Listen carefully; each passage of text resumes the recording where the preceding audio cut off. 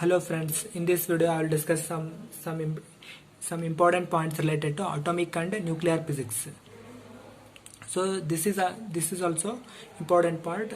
We can learn these things as well as in chemistry also. For that reason, so we are studying this physics chapter as a part of chemistry syllabus, right? So let us start. The first one is cathode rays.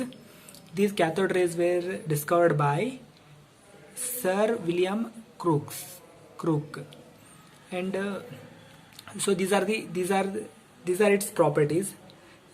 They travel in straight line. They produce fluorescence. They penetrate through some thin foil of metal and deflected by both electric and magnetic field. It means that they are charged. So second one is positive or canal rays. These are discovered by Goldstein. So these are positive ray consist of positively charged particles, and they travel in straight line, and they are also deflected by electric and magnetic field, and they produce some chemical and physical changes, and they can produce ionization of gases, right? So next one is X-rays. They are discovered by Rontgen. They travel in straight line. They show reflection, refraction, interference, diffraction, polarization, and everything, right? They do not deflected by electric or magnetic field. It means that they are not charged. So then we have these uses of X-rays. They are used in medical science to detect some fractures or diseased organs, something like that, and they are used in engineering to detect faults, cracks, and flaws. And they are used in scientific work to study the crystal structure and complex molecules, and they are used in custom department to detect some banned material kept in hidden. So then we have this concept. It is called as radioactivity. So it is discovered by Henry Becquerel, Madame Curie, and Pierre Curie. So those nucleus which have protons greater than 83 are unstable, and they emit alpha, beta, and gamma particles. So this process is known as radioactivity. It means that some unstable nucleus emits the alpha, beta, and gamma particles. So this process itself is known as radioactivity. So this Robert Pierre Curie and Madame Curie, they discover some new element. So it is known as radium. End product of all the natural radioactive materials or elements is lead. So this one is important.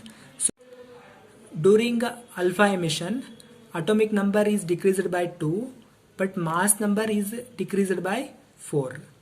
During beta emission, atomic number is increased by 1, but mass number does not change. So then we have this process. It is known as nuclear fission. If two heavy nucleus, means if one heavy nucleus splits into two nucleus, right? One heavy nucleus splits into two nucleus. So then this process is known as fission, means splitting up. So example, uranium 235, when it is collide with some neutron, it breaks into barium and krypton. So some energy is also released. So this is known as nuclear fission. So this atomic bomb work on the basis of nuclear fission process. The fusible material or the fuel which is used in this atomic bomb is uranium 235 and plutonium 239. Nuclear fission was first demonstrated by Hattin and Fritz Strassmann. So then we have this one, nuclear fission. When two small light nuclei combine together and to form heavier nucleus, this process is known as nuclear fusion. Fusion means combine to form something. This hydrogen bomb, which is made by American scientists, is an example for this nuclear fusion. So for nuclear fusion, temperature should be in the order of 10 raised to 8 Kelvin. It means that high temperature is required for this nuclear fusion process. So then we have this one, nuclear reactor. Nuclear reactor is nothing but a controlled nuclear fission reaction. First nuclear reactor was established in Chicago University under the supervision of Enrico Fermi. So these terms are important: moderator, coolant, and control rod. So this control rod, this control rod absorbs neutron. So the best control rods are cadmium and boron. Right, so this control rods are made up of cadmium and boron. So then we have this one, coolant. So this coolant remove the heat generated during that process. So best coolants are cold water, liquid oxygen. So then we have something called as moderator. So this moderator slow down the fast moving neutron. Best moderators are heavy water, graphite, and beryllium oxide. So uses of this nuclear reactor. So these nuclear reactors are used for production of electric energy and production of different isotopes. So this is all about this chapter, atomic and nuclear physics.